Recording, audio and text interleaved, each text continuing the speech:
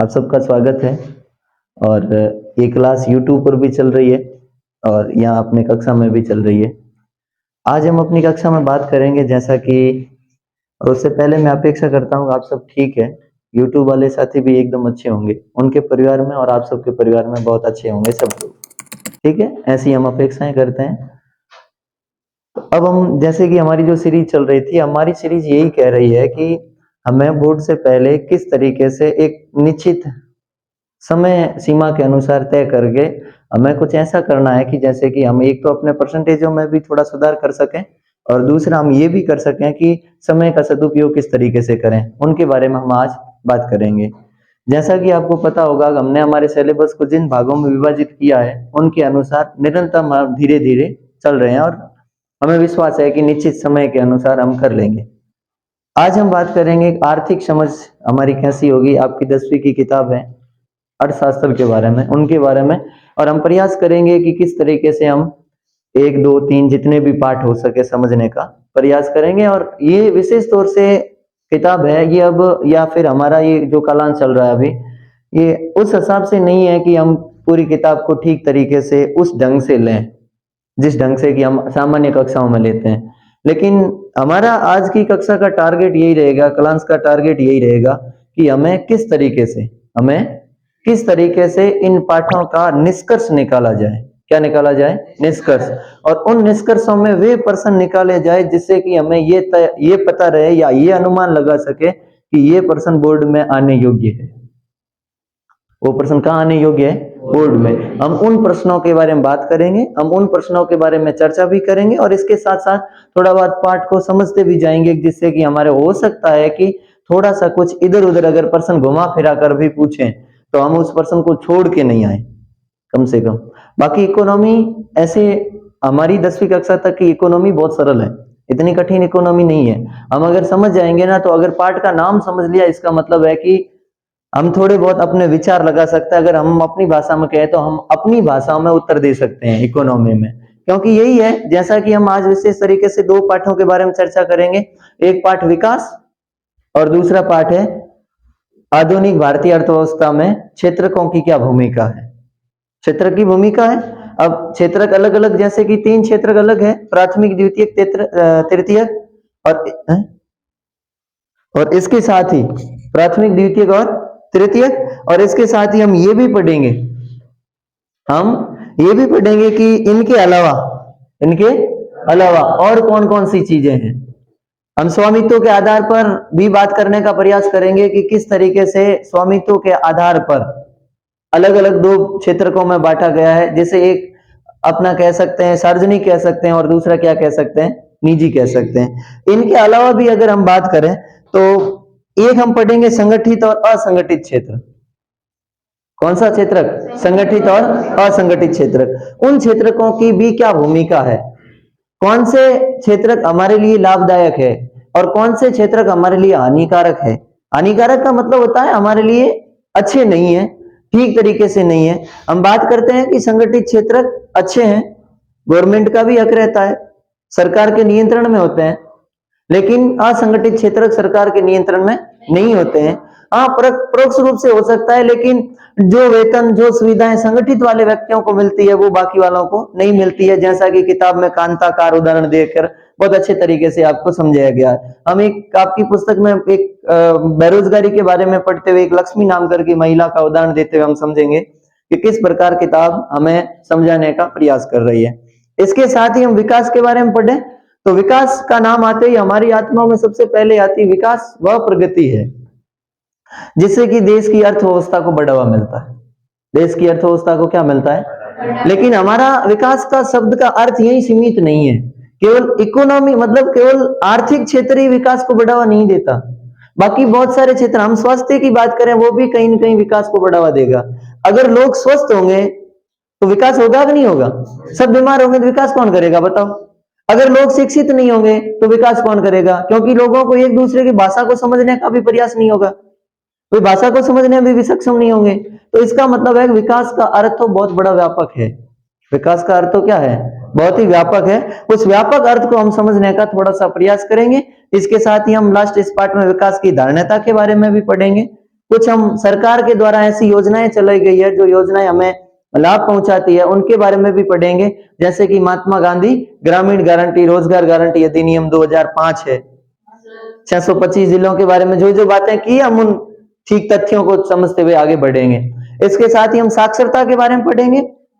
साक्षरता दर क्या है, शिशु मृत्यु दर क्या है, वो एक अपना नवीन उपस्थिति अनुपात क्या, निवल उपस्थिति अनुपात क्या है, उनके बारे में पढ़ेंगे। हमारी राष्ट्रीय आय क्या, मतलब क्या हो सकती है राष्ट्रीय आय, सकल घरेलू उत्पाद क्या है, हम हमेशा पढ़ते हैं ना सकल घरेलू उत्पाद। मानव विकास सूचकांक क्या है, यूएनडीपी क्या है, इनके बारे में, और इनके पर्सन किस तरीके से पूछे जाएंगे उनके। सबसे पहले तो पर्सन सुन लो, सबसे पहले पर्सन सुन लो, इन पाठों से पर्सन बनने वाले कौन कौन से हैं। सबसे पहला पर्सन अगर इस पार्ट का ध्यान दे तो विकास क्या है या विकास से क्या तात्पर्य है, हो गया। फिर दूसरी बात, हाँ मतलब अभी लिखो तो अच्छी बात है, नहीं तो यूट्यूब पे आएगा उसमें लिख देना, ठीक है ना। दूसरी बात है कि औसत आय या प्रति व्यक्ति आय क्या है, औसत आय या प्रति व्यक्ति आय। यूएनडीपी मतलब संयुक्त राष्ट्र विकास कार्यक्रम और विश्व बैंक द्वारा जारी की गई मानव विकास रिपोर्ट में क्या अंतर है, अंतर है ना, तो क्या अंतर है। और शिशु मृत्यु दर से आप क्या समझते हैं, शिशु मृत्यु दर से। और इस पाठ का चौथा सवाल है वो है विकास की धारणता क्या है, विकास की धारणता क्या है। लगभग इन बातों में यह पाठ समाप्त हो जाता है, लेकिन एक चीज और पीछे रह जाती है, निवल उपस्थिति अनुपात, ठीक है। कुछ नहीं है, एक एक पंक्ति की प्रश्नों के इनके उत्तर है, और अगर बड़ा क्वेश्चन आ जाएगा तो भी उसे किस प्रकार हम इन छोटे प्रश्नों को मिलाकर बड़ा उत्तर लिख देंगे, कैसे लिखेंगे इसके बारे में चर्चा करेंगे। दूसरे पार्ट में प्राथमिक क्षेत्र को कृषि आधारित क्षेत्र, ठीक है। दूसरा है द्वितीय क्षेत्र को विनिर्माण या औद्योगिक आधारित क्षेत्र कहते हैं ना, क्यों कहते हैं उनके बारे में समझने का और इनके उदाहरणों के बारे में प्रयास करेंगे। और तीसरा सेवा क्षेत्र, तृतीय क्षेत्र को सेवा क्षेत्र कहते हैं, क्यों कहते हैं इनके बारे में। तो 3% तो ये हो गए और इनके उदाहरण हो गए, मतलब इनमें से इससे ज्यादा क्वेश्चन नहीं आएगा। और एक क्वेश्चन पूछेंगे कि तृतीय क्षेत्रक है कौन सा, तृतीय क्षेत्रक है, उसका महत्व बढ़ रहा है क्यों, तृतीय सेवा क्षेत्र का महत्व बढ़ रहा है ना। या प्रश्न ऐसा भी पूछा जा सकता है वर्तमान में वो कौन सा क्षेत्र है जिनका महत्व लगातार बढ़ता जा रहा है, तृतीय क्षेत्र सेवा क्षेत्र, और क्यों बढ़ रहा है उन क्यों के कारण समझने का प्रयास करेंगे। उसका उत्तर हम क्यों की में देंगे, जो भी है 1 2 3 4 हमारे सामने जितने भी कारण आएंगे उनके बारे में। और उसके बाद संगठित और असंगठित क्षेत्र से क्या तात्पर्य है, दोनों में से लाभदायक कौन सा है, अच्छा कौन सा है। और एक प्रश्न ये भी बनेगा असंगठित क्षेत्रक है, उनको सक्षम बनाने के लिए, उनको मनुष्य के लिए लाभकारी मतलब लाभ के हितों में परिवर्तन करने के लिए क्या प्रयास कर सकते हैं हम। और इसके साथ ही बेरोजगारी को समाप्त, बेरोजगारी क्या है, प्रश्न बेरोजगारी क्या है, मतलब छिपी हुई बेरोजगारी, और मूल बेरोजगारी या वास्तविक बेरोजगारी क्या है उनके बारे में, या खुली बेरोजगारी क्या है उनके बारे में हम देखने का प्रयास करेंगे। इनमें सबसे महत्वपूर्ण है छिपी बेरोजगारी या प्रश्न बेरोजगारी। कौन सी बेरोजगारी, छिपी बेरोजगारी या प्रश्न बेरोजगारी, दोनों एक है। खुली बेरोजगारी इनसे थोड़ा सा अंतर है। सरकार इनके लिए क्या प्रयत्न कर रही है, राष्ट्रीय ग्रामीण गारंटी, महात्मा गांधी राष्ट्रीय मतलब हम कहते हैं नरेगा, क्या कहते हैं नरेगा के बारे में समझने का प्रयास करेंगे। और इसके साथ ही हमारा ये पाठ क्या हो जाएगा, क्लियर। एक लास्ट में क्वेश्चन रहेगा, स्वामित्व के आधार पर क्षेत्र कितने भागों में विभाजित है, तो 2, एक सार्वजनिक है और एक है निजी। सार्वजनिक में सरकार का हक होता है और निजी में कोई कंपनी या किसी विशेष एकल व्यक्ति का हक होता है, बस इतना याद रखना है। और अब इनके उदाहरण पूछे जाएंगे कि इनके उदाहरण क्या है, इनके उदाहरण क्या है। तो सार्वजनिक के उदाहरण हम कह सकते हैं सरकार की कोई भी योजना है, सरकार की कोई भी योजना है, सरकार की कोई भी कंपनी है, कह सकते हैं ना, वो सार्वजनिक हो सकती है। सरकार के द्वारा जितनी भी योजनाएं चलाई जा रही है वो क्या है, सार्वजनिक है। हाँ भाई, सार्वजनिक क्षेत्र का विभाग नहीं हुआ। और दूसरा, अगर मान लो कि किसी व्यक्ति की विशेष बात हम कह सकते हैं, जैसे कि निजी क्षेत्र में उदाहरण लें तो एक हम दे सकते हैं कि जियो रिलायंस या जियो इंडस्ट्रीज लिमिटेड दे सकते हैं ना, टिस्को का उदाहरण दे सकते हैं हम, टाटा उदाहरण दे सकते हैं ना टिस्को का, तो क्या दिक्कत। तो ये ऐसे उदाहरण है जो निजी में है और कुछ ऐसे भी उदाहरण है जो सार्वजनिक में है, जैसे कि सरकार खुद चला रही है, जिसे सार्वजनिक में तो जिसका नेतृत्व तो सरकार खुद कर रही है, सार्वजनिक में तो बहुत है, बैंक है, क्या है बैंक है, कोई बीमा निगम चला रही है सरकार, अपनी सरकार कोई अन्य कंपनियां भी चला रही, जिसके ऊपर सरकार का क्या है, हक है। ठीक है, तो ये सारी की सारी चीजें हैं, इन दो पाठों में हम पढ़ने का प्रयास करेंगे। सबसे पहला है विकास। सबसे पहले क्या है, विकास। तो विकास क्या है, विकास को समझने से पहले हम ये बात तय करेंगे, विकास को समझने से पहले हम ये यहां प्रयास करते हैं कि विकास का तात्पर्य क्या है। विकास का तात्पर्य, अंग्रेजी में विकास को कहते हैं डेवलप। क्या कहते हैं, हम आगे एक और पढ़ेंगे, मानव विकास सूचकांक। मानव विकास सूचकांक, हाँ। और मानव विकास सूचकांक को शॉर्ट फॉर्म में अपनाया जाता है HDI, ह्यूमन डेवलपमेंट इंडेक्स, मानव विकास सूचकांक। ठीक है, हो सकता है 1 नंबर का प्रश्न पूछा जाए SDI क्या है, HDI क्या है, तो मानव विकास सूचकांक, या इसका पूरा नाम पूछा जा सकता है, मानव विकास सूचकांक। उसी प्रकार पूरे नामों में एक और दें तो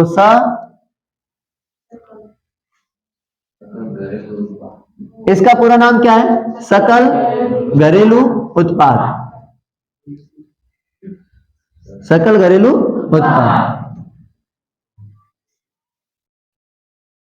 समझ में आ गया।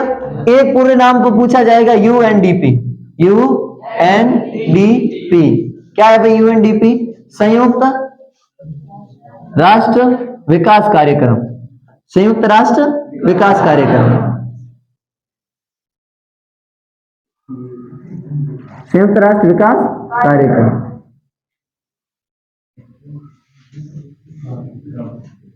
ठीक है, और अंग्रेजी में कहे तो यू का क्या होगा, यूनियन, एन का क्या होगा, नेशन, और डी का डेवलपमेंट, और पी का प्रोग्राम। ठीक है, इसे ये भी कह सकते हैं यूनाइटेड नेशन डेवलपमेंट, अपने क्या कह सकते हैं, डेवलपमेंट प्रोग्राम कह सकते हैं, अर्थात संयुक्त राष्ट्र विकास कार्यक्रम। तो यूएनडीपी का पूरा नाम हो गया। बस पूरे नामों के क्षेत्र में ये 3 ही आएंगे। और या फिर पूछेगा नरेगा, या क्या पूछेगा, तो उसका पूरा नाम है महात्मा गांधी ग्रामीण रोजगार गारंटी अधिनियम 2005। 2005 में लागू हुआ, इसीलिए 2005 लिखा जा रहा है, बाकी कोई नहीं है। ठीक है, अब देखिए, अब हम समझते हैं विकास। किसी देश में या किसी देश की अर्थव्यवस्था की प्रगति, अर्थव्यवस्था में प्रगति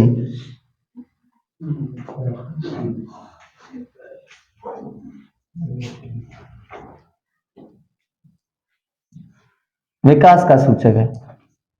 किसका सूचक है, विकास का सूचक है। अगर अर्थव्यवस्था में बढ़ोतरी हो रही है, इकोनॉमी सिस्टम बढ़ रहा है, अच्छा हो रहा, मजबूत हो रहा है, इसका मतलब देश में ठीक तरीके से विकास हो सकता है। अब आगे सुनिए, ये तो हम इतना लिख सकते हैं कि 1 नंबर अगर पूछे तो फिर लिखना है कि विकास का अर्थ व्यापक है। विकास का अर्थ क्या है, व्यापक है। केवल आर्थिक स्थिति के आधार पर ही हम विकास तय नहीं कर सकते, आर्थिक स्थिति के साथ साथ हम राजनीतिक, सांस्कृतिक, सामाजिक और आर्थिक सभी क्रियाओं को साथ में लेंगे। हर एक क्रिया में, चाहे शिक्षा जगत हो, चाहे स्वास्थ्य हो, हर एक क्षेत्र में देश में विकास की प्रगति या देश की प्रगति, इन क्षेत्रों में प्रगति, सब क्या है, विकास में सम्मिलित है। सब किस में सम्मिलित है, विकास में। अब दूसरी चीज है विकास की धारणता। विकास की धारणता,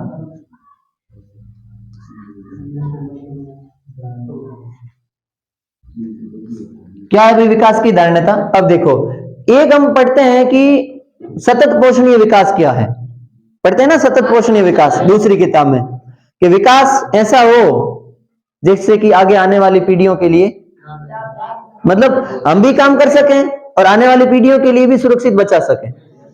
तो विकास की धारणता क्या है कि विकास की ऐसी प्रगति हो, विकास की ऐसी प्रगति हो कि भाई विकास इस तरीके से बढ़े जिससे कि हमें हमारी आवश्यकताओं की पूर्ति हो जाए, हमें हमारी आवश्यकताओं की पूर्ति हो जाए, तथा आने वाली पीढ़ियों के लिए भी वे चीजें सुरक्षित रहें। आने वाली पीढ़ियों के लिए भी वे चीजें क्या रहें, सुरक्षित। क्या ये किसका तात्पर्य है, विकास की धारणता का तात्पर्य है। समझ में आ गया। विकास की धारणता से यह तात्पर्य है कि हम जिन वस्तुओं का या जिन संसाधनों का उपयोग करते हैं वो हम भी उपयोग करें तथा इस तरीके से उपयोग करें हम कि आने वाली पीढ़ियों के लिए भी उन्हें हम सुरक्षित बचाकर रख सकें। ठीक है, ये विकास की धारणता है। अब एक और यहाँ कथन है, एक क्या है, कथन है। एक अर्थशास्त्री है, वे हमें कथन कहते हैं, और क्या कहते हैं, एक मतलब छोटा सा कथन है, बहुत अच्छा कथन है। अगर इसमें लिखना चाहते हो तो आप, कथन ये है कि हमें ये संसाधन हमारे पूर्वजों से उत्तराधिकार के तौर पर नहीं मिले। हमें ये जो संसाधन मिले हैं हमारे पूर्वजों से उत्तराधिकार के तौर पर नहीं मिले। हम कभी कभार कहते हैं ना, ये जमीन तो हमारी पैतृक संपत्ति है, हमारे पिता के बाद उस जमीन का मालिकाना हक किसका होगा, हमारा होगा। उसी प्रकार हम कभी कभार कहते हैं ना कि भाई हमारी पूर्वज पीढ़ियों ने भी इनका उपयोग किया, उन्होंने हमें दिया, उन्होंने हमें दिया। तो इसलिए कह रहे हैं कि संसाधनों पर, किसके ऊपर, संसाधनों के ऊपर हमारे पूर्वजों से या संसाधन हमें हमारे पूर्वजों से उत्तराधिकार के तौर पर न मिले, बल्कि हमने आने वाली पीढ़ी से उधार लिए हैं। हमने आने वाली पीढ़ी से क्या किए हैं, उधार लिए हैं। तो इन बातों को अगर ध्यान में रखते हुए हम काम करेंगे तो वो काम कैसा होगा, विकास की धारणता का होगा। कैसा काम होगा, विकास की धारणता का। अब अगली चीज देखिए, प्रति व्यक्ति आय। प्रति व्यक्ति आय, प्रति व्यक्ति आय का दूसरा नाम है औसत आय। क्या नाम है, औसत आय। पिछली बार भी प्रश्न पूछा गया प्रति व्यक्ति आय से, अब की बार भी प्रश्न पूछा जाएगा, पीएरली में भी पूछा प्रति व्यक्ति आय से। हो सकता है बोर्ड और पूछ ले प्रति व्यक्ति आय क्या है, बोर्ड और पूछ ले प्रति व्यक्ति आय। तो प्रति व्यक्ति आय का दूसरा नाम क्या है, औसत आय। अब देखिए प्रति व्यक्ति आय या औसत आय है क्या। तो प्रति व्यक्ति आय या औसत आय बराबर कुल आय, कुल आय बटा कुल जनसंख्या, कुल जनसंख्या। अब आप इसकी परिभाषा बना सकते हो, कोई दिक्कत नहीं है, हम उदाहरण के माध्यम से समझ सकते हैं कि मान लो एक घर है, क्या है, हम घर से ही लेते हैं, घर में 4 सदस्य हैं। कितने सदस्य, 4 सदस्य हैं, और 4 सदस्य एक दिन में मतलब लगभग 400 रुपए कमाते हैं। कितने रुपए कमाते हैं, तो परिवार की कुल आय कितनी हुई, 400। तो 400 में कितने का, जनसंख्या कितनी है, 4, तो 400 में कितने का भाग देना है, 4 का। तो 400 में 4 का भाग 2 देखें, एक बार गया, फिर पीछे क्या रहा, 100। तो प्रति व्यक्ति कितना हो गया, 100 रुपए प्रति व्यक्ति। कितना हो गया, मैं यहाँ छोटा उदाहरण इसलिए दे रहा हूं ताकि आज आपको समझने में आसानी हो, दिक्कत नहीं हो, समझने में हो गया क्लियर। अब हम इसकी परिभाषा बनाते हैं, क्या बनाते हैं, प्रति व्यक्ति आय वह है, या औसत आय वह है। प्रति व्यक्ति आय का ही तो दूसरा नाम है औसत आय, ठीक है। प्रति व्यक्ति आय वह है जो कुल आय में कुल जनसंख्या का भाग देकर प्राप्त की जाती है। कुल आय में कुल जनसंख्या का भाग देकर प्राप्त की जाने वाली आय को क्या कहते हैं, प्रति व्यक्ति आय कहते हैं। समझ में आ गया, हो गया प्रति व्यक्ति आय के लिए एकदम पूरा, कोई दिक्कत नहीं है। अब राष्ट्रीय आय, अब कौन सी आय, राष्ट्रीय आय। राष्ट्रीय आय और प्रति व्यक्ति आय दोनों अलग अलग है भाई, याद रखना। राष्ट्रीय आय किसे कहते हैं, एक विदेशों से आने वाली पूंजी, विदेशों से आने वाली पूंजी और हमारे देश में उत्पादित होने वाली वस्तुओं की पूंजी, मतलब उनकी आय, उन कुल को मिलाकर हम बात करें एक वर्ष की या एक निश्चित समय में, एक निश्चित समय में विदेशों से आने वाली मुद्रा और हमारे देश में उत्पादित होने वाली वस्तुओं की मुद्रा को कुल मिलाकर देखा जाए तो वो क्या होगी, राष्ट्रीय आय। वो क्या कहलाएगी, राष्ट्रीय आय। समझ में आ गया, एक निश्चित समय में, समय एक निश्चित होना चाहिए, ठीक है। अब इससे अगली बात वो है अपना शिशु मृत्यु दर। शिशु मृत्यु दर, शिशु मृत्यु दर क्या है, तो शिशु मृत्यु दर सुनिए, 1000 कितने, 1000 बच्चों, ठीक है ना, 1000, एक निश्चित वर्ष होता है, इसमें भी निश्चित समय होता है, क्या होता है, निश्चित समय। एक निश्चित समय में 1000 बच्चों में से 1 वर्ष से कम आयु वाले मरने वाले बच्चों की संख्या क्या कहलाती है, शिशु मृत्यु दर। क्या कहलाती है, शिशु मृत्यु दर। वापस सुन लेना, एक निश्चित समय में 1000 कितने, 1000 बच्चों में से 1 वर्ष से कम आयु वाले या 1 वर्ष से कम आयु में मरने वाले बच्चों की संख्या क्या कहलाती है, या बच्चों का अनुपात क्या कहलाता है? शिशु मृत्यु दर कहलाता है। हो गया क्लियर? शिशु मृत्यु दर के बाद क्या है? निवल उपस्थिति अनुपात।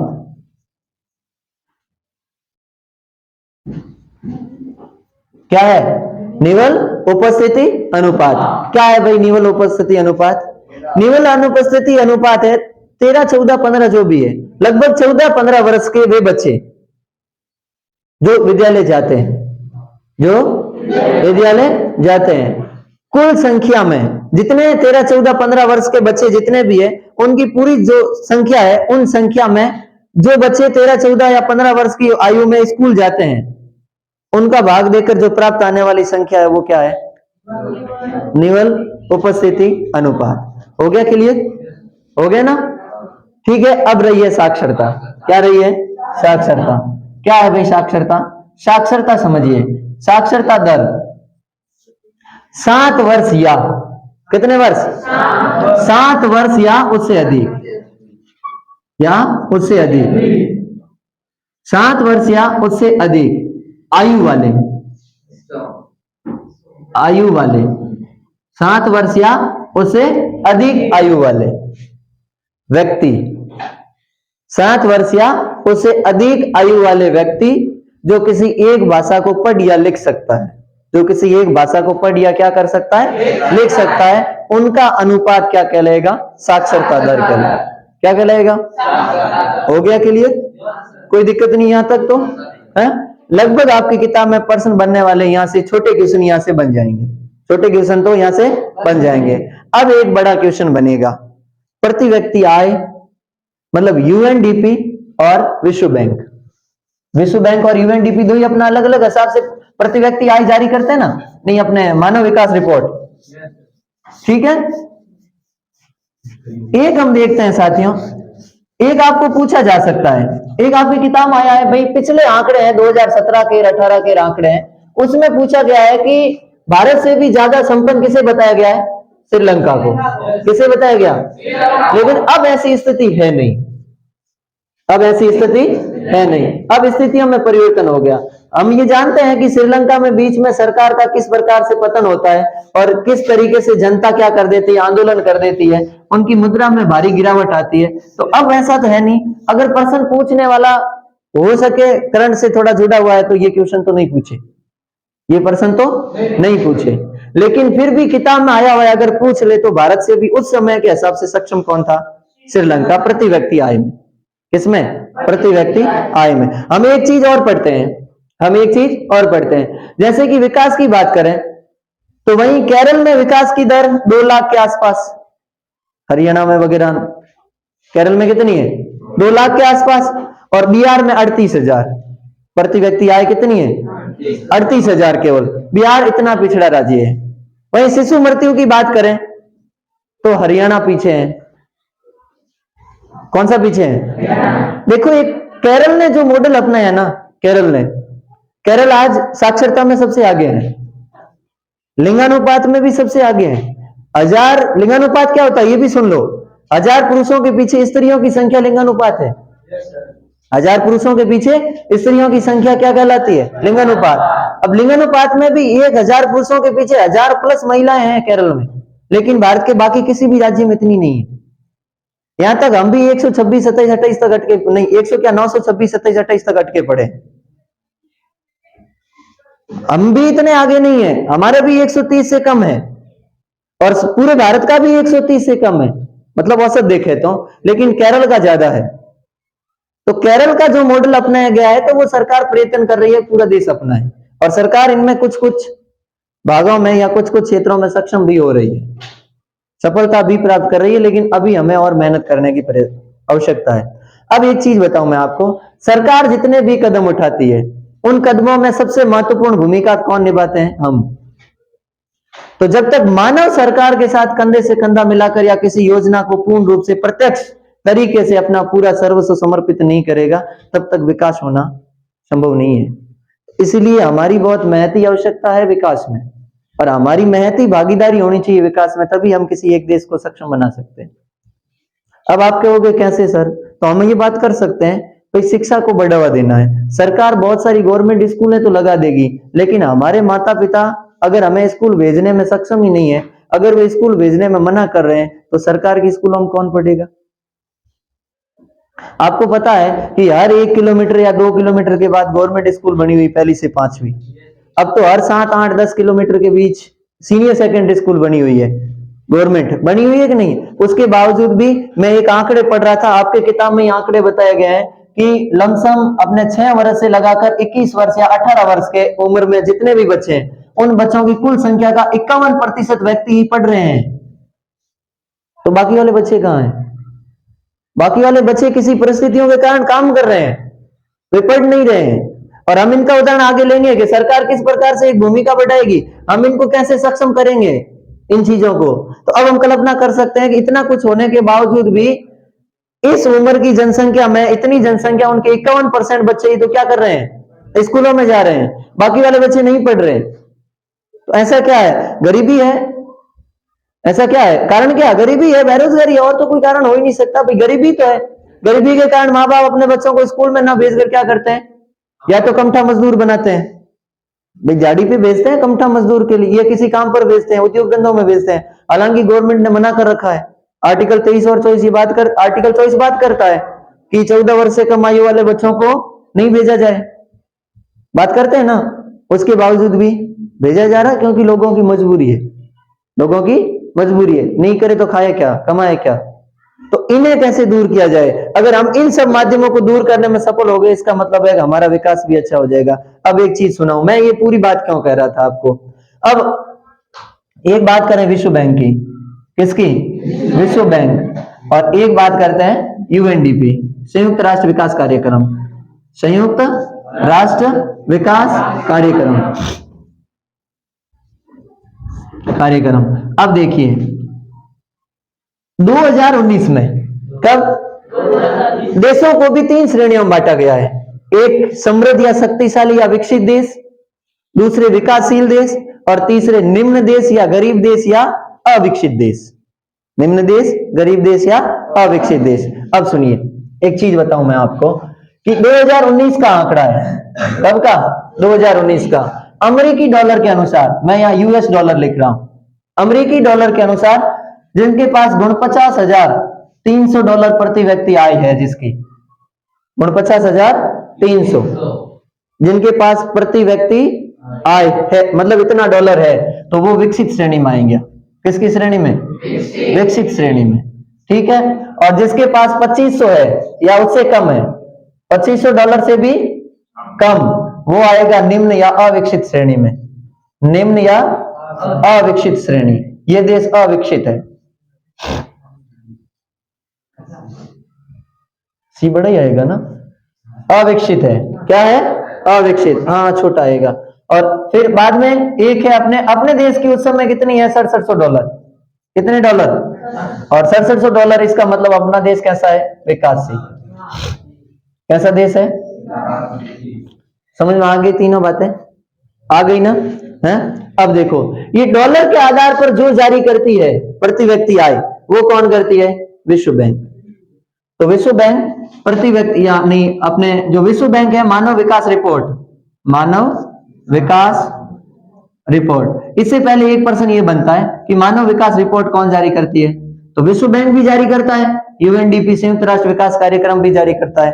ये विश्व बैंक किसके आधार पर जारी करता है? डॉलर के आधार पर। किसके आधार पर? डॉलर के आधार पर। और ये संयुक्त राष्ट्र विकास कार्यक्रम किसके आधार पर करता है? प्रति व्यक्ति आय, प्रति व्यक्ति आय,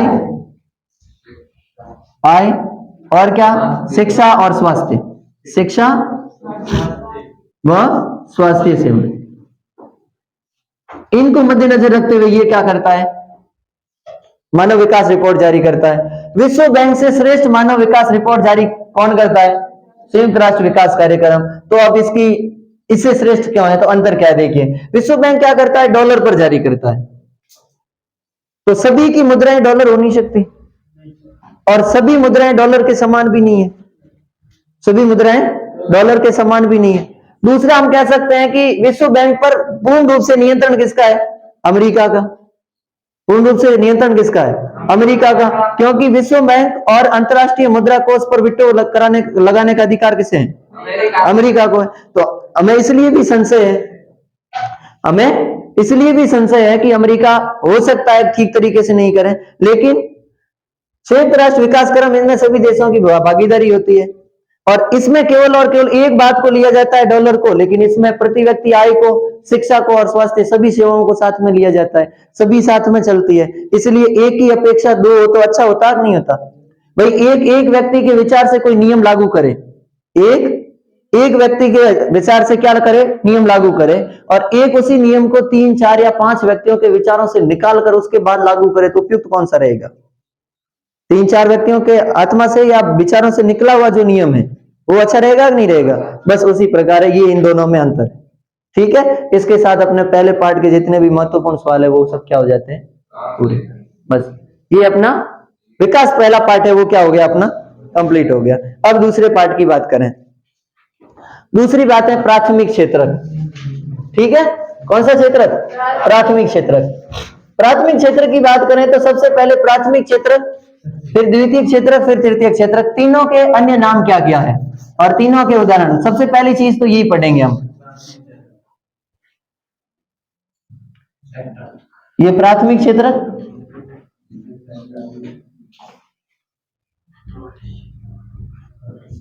द्वितीय क्षेत्र, ये क्षेत्रक लिखा हुआ आप समझ जाना, और तृतीय क्षेत्र।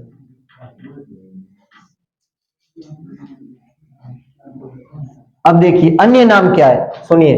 प्राथमिक क्षेत्र को कृषि आधारित क्षेत्र, कृषि आधारित। अभी हाफ ईयरली में प्रश्न आया कि प्राथमिक क्षेत्र को कृषि आधारित क्षेत्र क्यों कहा जाता है, आया था। द्वितीय क्षेत्र को विनिर्माण या औद्योगिक क्षेत्र, या औद्योगिक क्षेत्र।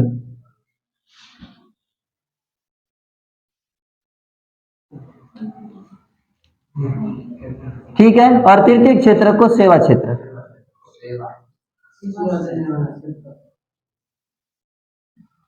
ठीक है, अब कहते हैं इन तीनों को ये क्यों कहते हैं कि भाई इसको कृषि आधारित क्यों कहते हैं, इसको विनिर्माण या औद्योगिक क्षेत्र क्यों कहते हैं, और इसे सेवा क्षेत्र क्यों कहते हैं। ठीक है, इन तीनों का अर्थ समझते हैं। अब देखिए सबसे पहली चीज किसकी बात कर रहे हैं? कृषि आधारित। प्राथमिक क्षेत्र को कृषि आधारित क्षेत्र इसलिए कहते हैं क्योंकि वो पूर्ण रूप से कृषि पर निर्भर करता है, अर्थात वो लगभग प्रकृति के ऊपर निर्भर है। किसके ऊपर निर्भर है? प्रकृति के ऊपर। अगर हमने प्रकृति से कोई खनिज निकालते हैं खोदकर भूमि को, किससे निकालते हैं? प्रकृति से। कोई फसल पैदा करते हैं तो भी किससे? प्रकृति से। हम यहाँ कपास का उदाहरण लें, किसका उदाहरण लें? कपास का। ठीक है, हमने कपास जमीन पर बोया, कहां बोया? क्या हुआ? हमने कपास कहां? जमीन में बोया। जमीन एक प्राकृतिक संसाधन है, धरती क्या है? प्राकृतिक संसाधन। और उसके बाद हमने कपास को पैदा किया, अब कपास बड़ा हो गया, फल लग गया, मतलब उसका जो भी फल हमें प्राप्त हो गया। उसके बाद हम क्या करेंगे? कपास को कहां भेजेंगे? द्वितीय क्षेत्रक में। क्यों? क्योंकि यहाँ कपड़ा निर्मित होगा। क्या होगा? कपड़ा निर्मित होगा। तो द्वितीय क्षेत्र में क्या होता है कि औद्योगिकरण, मशीनीकरण की व्यवस्था होती है कि इन कच्चे मालों को हम पक्के मालों में परिवर्तित करते हैं, विनिर्माण में। किसमें? विनिर्माण में करते हैं। और फिर तृतीय क्षेत्र में अब इन दोनों के लिए सेवा की जरूरत होती है। यहां हमने कपास पैदा किया, यहां भेजना है, क्या करना है? यहां भेजना है, तो जाएंगे किसके माध्यम से? परिवहन से। किसके माध्यम से? परिवहन। तो परिवहन एक क्या है? सेवा है। परिवहन एक क्या है? सेवा। तो सेवा क्षेत्र, तृतीय क्षेत्र को सेवा क्षेत्र क्यों कहते हैं? क्योंकि ये इन दोनों क्षेत्रों के मध्य सहायता करता है। इन दोनों क्षेत्रों की क्या करता है? सहायता करता है, इसीलिए ये तृतीय क्षेत्र क्या कहलाता है? सेवा क्षेत्र कहलाता है। अब एक और चीज बताऊं, कपास बोना है, हमें बीज प्राप्त करना है, उत्तम क्वालिटी का बीज लाना है, हमारे पास पैसे नहीं है, बैंक से लोन लेना पड़ेगा। तो बैंक क्या सेवा नहीं है? तृतीय क्षेत्र नहीं है क्या बैंक?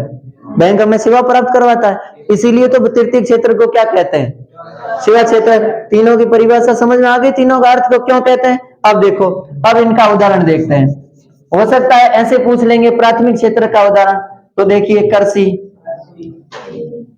डेयरी,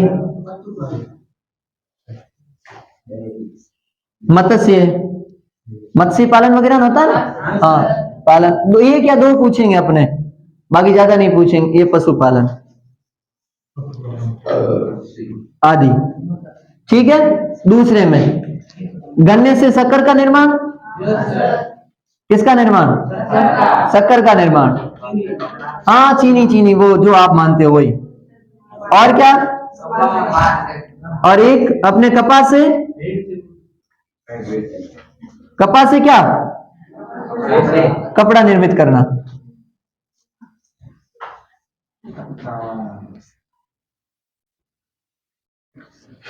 ठीक है। अब सेवा क्षेत्र क्या, बैंक, परिवहन,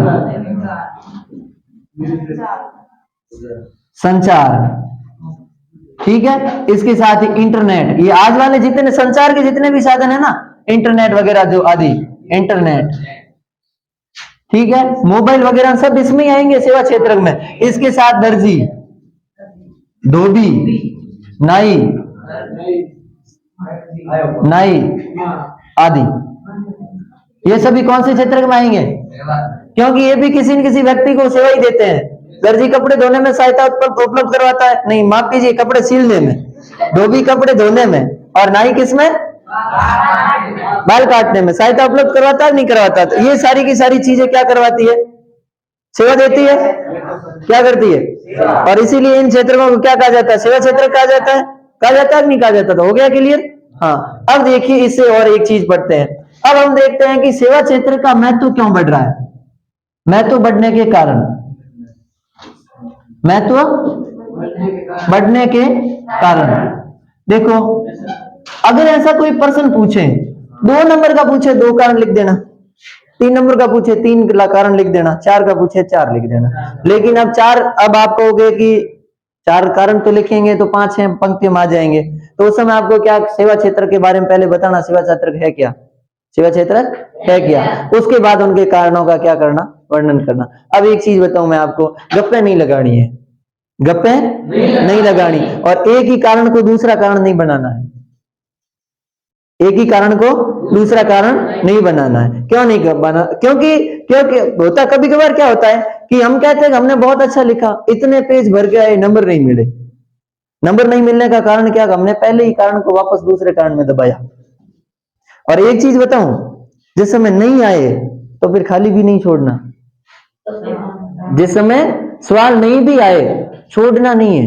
इस क्षेत्र से संबंधित जो भी आपको कुछ भी आता है वो डाल देना और अंदर लिख देना, ताकि 3-4 का होगा, आधे दूर तो मिलेंगे, आधा मिलेगा तो भी तो फायदा ही होगा, घाटा कौन सा होगा, घाटा नहीं होगा ना। बस ये चीज ध्यान रखना। अब इसके महत्व बढ़ने के कारण क्या है, कारण, पहला कारण अलग से लिखा हूं या फिर मैं बोल जाऊं आप सुन लोगे, लिख देना। देखो पहला है कि वर्तमान में सेवाओं की गति बहुत तीव्र हो रही है। सेवाओं की गति क्या हो रही है, बहुत तीव्र, चाहे स्वास्थ्य सेवाएं हो, चाहे रेल हो, चाहे परिवहन हो, ठीक है, चाहे शिक्षा जगत में विकास हो रहा हो। इन सभी कारणों से तृतीयक क्षेत्र की आवश्यकता बढ़ी है, नंबर 1। नंबर 2, कृषि उत्पादों में अर्थात प्राथमिक और द्वितीयक क्षेत्रों में लगातार क्या हो रही है, वृद्धि, लगातार क्या हो रही है। तो प्राथमिक और द्वितीयक क्षेत्र का सहयोग कौन सा क्षेत्र करता है, तृतीयक क्षेत्र। इसलिए तृतीयक क्षेत्र का वैल्यू या महत्व है क्या हुआ है, बढ़ा है, ठीक है। नंबर 3, अगर लोगों के पास आय के साधन बढ़े, किसके साधन, आय के साधन बढ़े, इसका मतलब लोगों के पास पैसे ज्यादा है। अब पैसे ज्यादा है तो लोगों को घूमने का शौक हुआ, रेस्तरा है, पर्यटन है, आना जाना घूमना वगैरह है, इन सब का क्या हुआ, लोग शौकीन हुए। तो इसका मतलब भी, इससे भी तीसरे क्षेत्र का महत्व बढ़ा। अब कोई व्यक्ति पर्यटन करेगा तो किसके माध्यम से, परिवहन के माध्यम से, किसके माध्यम से। तो इस ये भी बढ़ने का एक कारण है। और चौथा कह सकते हैं कि सूचना प्रौद्योगिकी का लगातार होने वाला तीव्र गति से विकास, ये विकास भी कहीं न कहीं क्या कर रहा है कि तृतीयक क्षेत्र के महत्व को या सेवा क्षेत्र के महत्व को क्या कर रहा है, बढ़ा रहा है। आगे समझ में हो गया क्लियर। बस इससे अलावा यहां से इन तृतीय क्षेत्रों को में से तो कोई नहीं आएगा। एक बार प्रश्न पूछा था बिस्किट वाला कि बिस्किट कौन से क्षेत्र का उदाहरण है, बिस्किट तृतीय क्षेत्र का उदाहरण है, क्योंकि बिस्किट निर्मित हो गया पूर्ण रूप से। अब वो सेवा ही तो देगा, किसी की भूख मिटाएगा, भूख मिटाना क्या है, सेवा है। अब देखो वो कैसे बना ये समझ लेना। देखिए सबसे पहले वो गेहूं से बना, मतलब बिस्कुट जो भी है गेहूं के आटे से ही बनता है? तो सबसे पहले जमीन पर क्या बोया? गेहूं। इसका मतलब वो प्राथमिक क्षेत्र में काम कर रहा है। उसके बाद गेहूं को मिलों में भेजा या विनिर्माण में भेजा जहां तकियों से आटा बना, तो वो विनिर्माण में द्वितीय क्षेत्र में, और आटा बनने के बाद बिस्कुट बनकर तैयार पूर्ण रूप से तृतीय क्षेत्र में क्लियर हो गए, तो और तृतीय क्षेत्र बिस्कुट पूर्ण रूप से क्लियर है, तो तृतीय क्षेत्र क्या करेगा? आगे किसी व्यक्ति को देगा है, और व्यक्ति को सहायता उपलब्ध करवाएगा। जैसे कि बाजार खुद क्या है? सेवा क्षेत्र की तो है। अरे उद्योगों में निर्मित वस्तुओं को कौन बेचता है? बाजार। तो इसलिए बाजार स्वयं भी कौन सा क्षेत्र है? तृतीय क्षेत्र है। समझ में आ गया? अब लास्ट में रहे हैं दो चीजें, एक तो अपना है संगठित और असंगठित क्षेत्र। कौन सा क्षेत्र? संगठित और असंगठित क्षेत्र।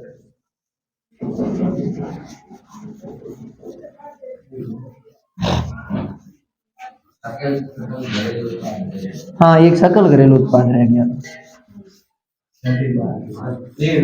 कोई दिक्कत नहीं, हम जल्दी में कर लेंगे, ठीक है। अब देखिए सकल घरेलू उत्पाद, कैसा उत्पाद? सकल घरेलू उत्पाद का मतलब होता है देश में निर्मित वस्तुओं और सेवाओं का अंतिम मूल्य सकल घरेलू उत्पाद कहलाता है। देश में निर्मित वस्तुओं और सेवाओं का अंतिम मूल्य क्या कहलाता है? सकल घरेलू, ठीक है। अंतिम मूल्य लास्ट में देश में सेवाओं जो उत्पादित हुई है, जो वस्तुएं, उनका मूल्य क्या था, वो मूल्य ही क्या कहलाता है? सकल घरेलू उत्पाद। ये ऐसे नहीं है कि पहले क्या था और बाद में क्या था, नहीं, अंतिम सेवाओं और मूल्यों का जो मूल्य होता है उनका, ठीक है, वस्तुओं का, वो क्या कहलाता है? सकल घरेलू उत्पाद। देश में निर्मित, कहां निर्मित? देश में। अंतिम वस्तुएं और सेवाओं का मूल्य, अंतिम मूल्य क्या कहलाता है? सकल घरेलू उत्पाद। इतना ही है, बाकी कुछ विशेष है नहीं। अब देखो, अब एक है असंगठित और एक संगठित। असंगठित व संगठित। देखो असंगठित में सुविधाएं, संगठित की बात ही कम। पहले संगठित समझ लेते हैं, मैं सीधे तरीके से बता देता हूं। देखो संगठित है कोई सरकार के नियंत्रण में रहकर काम करना, जैसे सरकारी नौकरी, मास्टर है, वकील है, अगर सरकारी मास्टर है तो उन्हें अच्छी पेमेंट, ज्यादा वेतन मिलता है, अवकाश मिलता है, सवेतनिक अवकाश मिलता है, अन्य स्वास्थ्य सुविधाएं प्राप्त होती है, उनके लिए सरकार से अतिरिक्त मानदेय भी प्राप्त होता है उन्हें, ठीक है, लाभ भी अच्छा ठीक तरीके से मिलता है। लेकिन जो इसमें प्राप्त होता है इसमें प्राप्त नहीं होता है। इसमें काम भी निश्चित समय में करना पड़ता है, इनमें काम का भी अनिश्चित समय, काम का भी क्या? अनिश्चित समय, इसके साथ भी काम भी ज्यादा, और यहाँ अतिरिक्त काम करे तो वेतन मिलता है संगठित में, लेकिन यहाँ अतिरिक्त काम करे तो वेतन नहीं मिलता है। अगर इनका तो निश्चित है, एक बार नौकरी लगने के बाद, यानी कि संगठित क्षेत्रों में वापस हटाए नहीं, रिटायरमेंट के बाद भी पेंशन दी जाएगी, यहाँ तो यहाँ कोई पेंशन नहीं दी जाएगी। इसके साथ ही यहाँ कोई मजदूरी भी निश्चित नहीं है, 6 महीने काम है उसके बाद काम है ही नहीं। जैसे कि कोई किसान है, किसान में किसान के जिस समय खेत में आवश्यकता होती है मजदूरों की, उस समय वो दिहाड़ी मजदूर बुला लेता है, नहीं तो छोड़ देता है। और इसमें 7 दिनों में 1 दिन छुट्टी भी मिलती है संगठित क्षेत्र में, यहाँ कोई छुट्टी नहीं मिलती। और अगर कोई व्यक्ति छुट्टी कर लेता है तो उसका वेतन काट लिया जाता है। वेतन क्या कर लिया जाता है? काट लिया जाता है। समझ में आ गया? ठीक है। अब असंगठितों को बढ़ाने के लिए एक तो एक शिक्षा बहुत जरूरी है, एक तो क्या है? शिक्षा बहुत जरूरी है, और दूसरी चीज क्या है? सरकार को इनमें हस्तक्षेप करना चाहिए। सरकार को क्या करना चाहिए? हस्तक्षेप। और जिसके कारण सरकार निजी उद्योग धंधों वाले या फैक्ट्रियों या जो भी मालिक है उनको इन तरीकों से या बाध्यता उनके ऊपर सेवा शर्तें डालनी चाहिए, जिससे कि ये इन लोगों का क्या कर सके? असंगठित क्षेत्रों वाले मजदूरों का ठीक तरीके से भरण पोषण कर सके, क्योंकि उनको बेनिफिट होता है। सरकार अगर दबाव डालेगी तो सामने वाले मतलब निजी कंपनियों के जो मालिक है वो इन मजदूरों के प्रति अपना रवैया अच्छा रखेंगे, और अगर ऐसा नहीं करते तो फिर वे अच्छा नहीं रखेंगे। हो गया ना क्लियर? एकदम समझ में आ गया? कोई दिक्कत है नहीं। अब देखिए आगे, अब इसमें असंगठित क्षेत्रों में ऐसे क्या है कि कहीं कहीं एक हम बेरोजगारी की बात करें, ये ऐसा क्यों हो रहा है? तो ऐसा कारण है बेरोजगारी का। तो बेरोजगारी किसे कहते हैं भाई? एक ऐसा व्यक्ति जो काम पाने का इच्छुक है, काम पाने का क्या है? इच्छुक है, उसके बावजूद उसे काम नहीं मिल पा रहा, वो क्या कहलाता है? बेरोजगार कहलाता है। ठीक है, बेरोजगार अलग होता है। खुली बेरोजगारी तो मतलब एक सीधे तरीके से व्यक्ति बैठा है, कोई काम नहीं कर रहा है। एक बेरोजगारी होती है प्रछन्न बेरोजगारी, प्रश्न या छिपी हुई बेरोजगारी, प्रश्न या छिपी बेरोजगारी, ये थोड़ा याद कर लेना। छिपी हुई बेरोजगारी क्या है भाई? छिपी हुई बेरोजगारी जिसमें काम करते तो प्रतीत होते हैं, लेकिन अगर वे नहीं करते तो भी उत्पादन में कोई फर्क नहीं पड़ता, तो भी काम तो हो जाता। उदाहरण के लिए किसान, कोई कृषक है ना, कृषक मतलब एक किसान के घर में मान लो 6 सदस्य है और उनके पास 10 बीघे जमीन है। कितने बीघे? 10 बीघे जमीन। अब उस 10 बीघे जमीन में अगर किसान के 3 सदस्य काम करेंगे तो भी उत्पादन वो इतना ही होगा जितना कि 6 कर रहे हैं। इसका मतलब है उन्हें सीधे तरीके से तो नहीं दिख रहा कि हम बेरोजगार है, लेकिन इनकी बेरोजगारी क्या है? छिपी हुई है, क्योंकि अगर वे 3 नहीं काम करेंगे तो भी उत्पादन में कोई परिवर्तन आने वाला नहीं है। समझ में आ गया छिपी हुई बेरोजगारी क्या है? ठीक है। अब इन सबको दूर करने के लिए सरकार भी बहुत सारा प्रयास कर रही है। सरकार भी क्या कर रही है? प्रयास कर रही है। अब देखिए तो सरकार ने क्या किया, महात्मा गांधी राष्ट्रीय रोजगार गारंटी अधिनियम, और यह अधिनियम कब पारित किया गया? 2005। अब देखिए इसके साथ ही राष्ट्रपिता महात्मा गांधी के नाम पर 625 जिलों में, देश के कितने जिलों में? 625 जिलों में। और कौन से क्षेत्रों में? ग्रामीण क्षेत्रों में। कौन से क्षेत्रों में? ग्रामीण क्षेत्रों में। और कितने दिन रोजगार देने को निश्चय किया गया? 100 दिन। कितने दिन रोजगार देना है? 100 दिन। ये प्रश्न पूछा जाएगा कि कितने दिन रोजगार? 100 दिन। नरेगा में रोजगार कितना मिलता है? 100 दिन। लेकिन ये भी बात रखिए कि, और ये लिखा है कि जो रोजगार काम करने में सक्षम आदमी हो, काम करने में कैसा, कोई मतलब सक्षम हो, ऐसे नहीं कि कोई मतलब है कि हम कह सकते विकलांग है, काम नहीं कर सकता और उनको 100 दिन का रोजगार नहीं। आपकी किताब में लिखा है कि वो रोजगार के लिए काम करने में क्या हो? सक्षम। और अगर सरकार 100 दिन का रोजगार नहीं दे पाती तो इसका मतलब सरकार क्या देगी? बेरोजगारी भत्ता देगी। बेरोजगारी क्या देगी? भत्ता देगी। अगर सरकार 100 दिन का रोजगार देने में सक्षम नहीं हुई, भाई 100 दिन नहीं बुला पाई सरकार एक साल में, तो इसका मतलब है सरकार को क्या करना पड़ेगा? बेरोजगारी भत्ता देना पड़ेगा। ये भी बात कौन करता है? राष्ट्रीय ग्रामीण रोजगार गारंटी अधिनियम महात्मा गांधी वाला है, नरेगा ये बात करता है। समझ में आ गई? दिनों की संख्या 100 है ग्रामीण क्षेत्रों में। अब याद रखना राजस्थान, ये प्रश्न पूछा जाएगा क्योंकि मुझे लगता है अभी लेटेस्ट है, अभी पिछले मतलब बजट की बात है, इस बजट में और घोषणा होगी इनके बारे में। 8 फरवरी को बजट आ रहा है, 8-9 फरवरी जब भी आएगा मुख्यमंत्री लेके आएंगे। एक हम बात करें, बात यह है कि पहले ये ग्रामीण क्षेत्रों में था 100 दिन का, लेकिन अब शहरी क्षेत्रों में भी 100 दिन का दे दिया। शहरी क्षेत्रों में भी क्या कर दिया? लेकिन यहां महात्मा गांधी नाम है ग्रामीण क्षेत्रों में, और वहां है इंदिरा गांधी शहरी गारंटी योजना। जो ये अधिनियम है ना अपने महात्मा गांधी राष्ट्रीय रोजगार गारंटी अधिनियम, वैसा का वैसा है वहां पर इंदिरा गांधी राष्ट्रीय रोजगार शहरी ग्रामीण की जगह वहां कौन सा हुआ? शहरी। और वहां भी कितने दिन? 100 दिन। कितने दिन? ठीक है।